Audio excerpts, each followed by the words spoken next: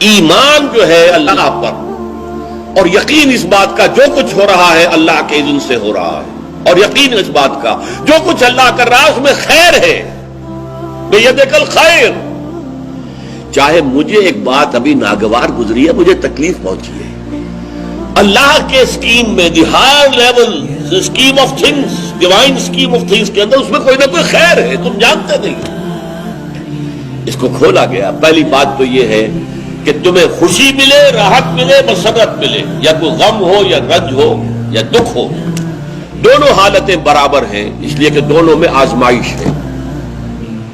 کبھی وہ دے کر آزماتا ہے، کبھی چھین کر آزماتا ہے۔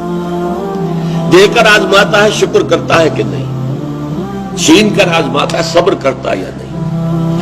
عارف جو انسان ہوگا، اللہ کو پہچاننے اور جاننے والا، وہ چٹان کے مانند ہوگا، ہوا ادھر سے آئے یا ادھر سے آئے اسے کچھ نہیں کہے گا، اچھی بات آئے بری آئے کوئی پرواہ نہیں، اسے اللہ کی طرف سے۔ ما اصاب من مصیبت فی الارض ولا فی انفسکم الا فی کتاب من قبل ان نبرأها۔ یہ مضمون ہم بڑی تفصیل سے پڑھ چکے ہیں سورۃ تغابن میں۔ وہاں فرمایا تھا دوسرے رکوع کی پہلی آیت، ما اصاب من مصیبت الا باذن اللہ، کوئی مصیبت، کوئی تکلیف، کوئی پڑھنے والی نہیں پڑتی مگر اللہ کے اذن سے۔ ما اصاب من مصیبت الا باذن اللہ ومن یؤمن باللہ یہدی قلبہ، اور جو اللہ پر ایمان رکھتا ہو اللہ اس کے دل کو ہدایت دے دیتا ہے۔ ہدایت چٹان کہ ادھر کی ہوا آئے یا ادھر کی آئے اس میں کوئی جنبش نہیں ہوگی۔ جتنا انسان دیکھیے ایک ہوتا ہے فوری طور پر ایک ریفلیکس ایکشن کی حد تک متاثر ہو جانا، یہ تو ہوگا۔ آپ کا ہاتھ جہاں رکھا ہوا تھا کسی چیز نے کاٹا، آپ کا ہاتھ فوراً جو ہے اٹھ کے آ جائے گا، اس میں آپ کے ارادے کو کوئی دخل نہیں ہے، یہ ریفلیکس ایکشن ہے، آپ کی سوچ کو، آپ کے ارادے کو کوئی دخل نہیں۔ تو کسی خیر سے عارضی سا فوری سے مسرت ہو جانا اور کسی تکلیف سے عارضی سی فوری سی کوئی اس کا تاثر ہو جائے، یہ خلاف ایمان نہیں۔ لیکن اگر یہ پینڈولم زیادہ حرکت کر رہا ہے، خوشی میں زیادہ ادھر چلا گیا، غمی میں زیادہ ادھر چلا گیا، تو جتنا اس پینڈولم کی رینج ہے اتنی ہی آپ خدا سے دور۔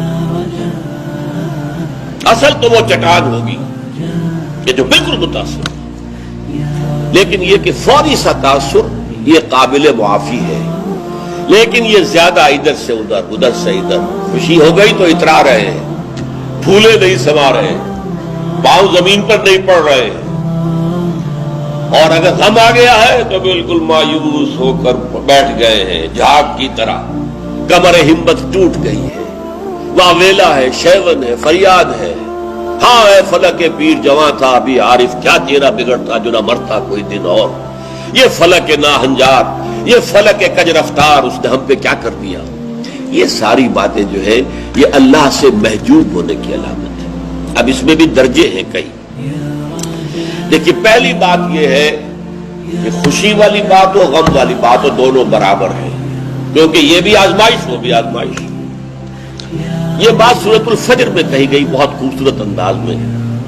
اللہ تعالیٰ نے انسان کی تھڑ دلے پن کی شکایت کرتے ہوئے، شکوہ کرتے ہوئے کہا فَأَمَّا الْإِنسَانُ إِذَا مَا ابْتَلَاهُ رَبُّهُ فَأَكْرَمَهُ وَنَعَمَهُ فَيَقُولُ رَبِّي أَكْرَمَنِ۔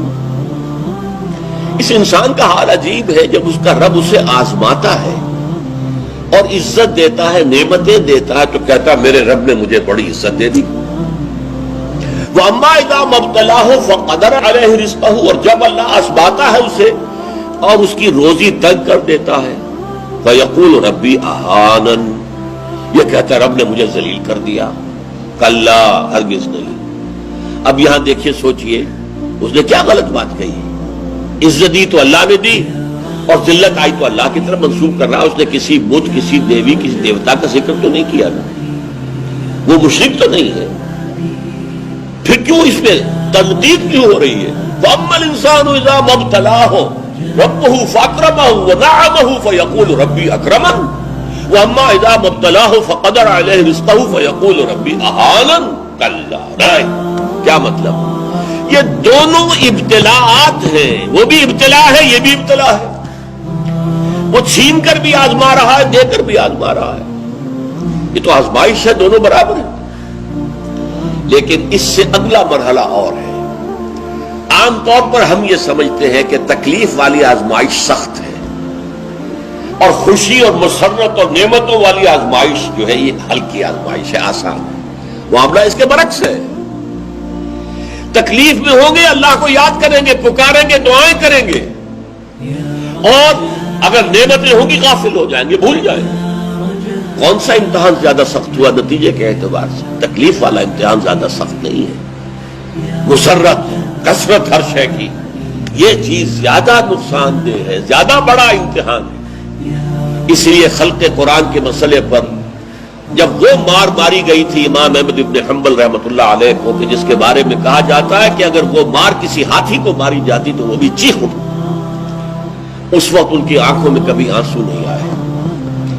پھر جب حکومت بدل گئی اور اب دارالخلافہ جو ہے اس میں وہ شخص متمکن ہے کہ جس کا نظریہ وہ خلق قرآن والا نہیں ہے، اب خلیفہ ایک آدمی کو بھیجتا ہے اشرفیوں کی تھیلی دے کر، یہ ہدیہ ہے، یہ نذرانہ ہے، جا کر احمد ابن حنبل کو دے آؤ. جب اس نے آ کے پیش کیا رو پڑے، اے اللہ میں اس آزمائش کے قابل نہیں، یہ آزمائش سخت ہے. کہیں سے انعام پا کر حکومت سے پھر حق پر قائم رہنا مشکل ہو جائے. یہ ہے وہ صورتحال. ما اصاب من مصیبت فی الارض ولا فی انفسکم الا فی کتاب من قبل ان نبرأها ان ذلک علی اللہ یسیر لکہ لا تأسوا علی ما فاتکم ولا تفرحوا بما آتاکم واللہ لا يحب كل مختال فخور. اور اللہ تعالیٰ کو شیخی خورے، فخر کرنے والے، اکڑنے والے بالکل پسند نہیں. الذین یبخلون ویامرون الناس بالبخل، جو اس حجاب میں آ جاتے ہیں وہ بخل کریں گے. دولت ہی سب سے بڑی شے ہے، سنبھال کر رکھو، خرچ کرو گے تو ختم ہو جائے گی، دولت کی بنیاد ختم ہو جائے گی. اپنی تجوریوں کو بھر کر رکھو، خالی نہ کرو. اور جو شخص خود بخل کرتا ہے وہ دوسروں کو بھی بخل کا مشورہ دیتا ہے تاکہ اس کے اپنی بخیلی پر بھی پردہ پڑا رہے. بھائی کیا کر رہے ہو تم نے؟ دونوں ہاتھ کھلے چھوڑ دیے ہیں، تمہیں کوئی فکر نہیں ہے، تمہاری اولاد ہے، اس کے ضرورت تقاضے ہوں گے، تمہاری بچیاں ہیں، ان کے ہاتھ پیلے کرنے ہوں گے، کیا تم نے سوچا ہوا؟ وہ مشورہ بھی بخل کا دیں گے تاکہ ان کے اپنے بخل کے اوپر بھی پردہ پڑا رہے.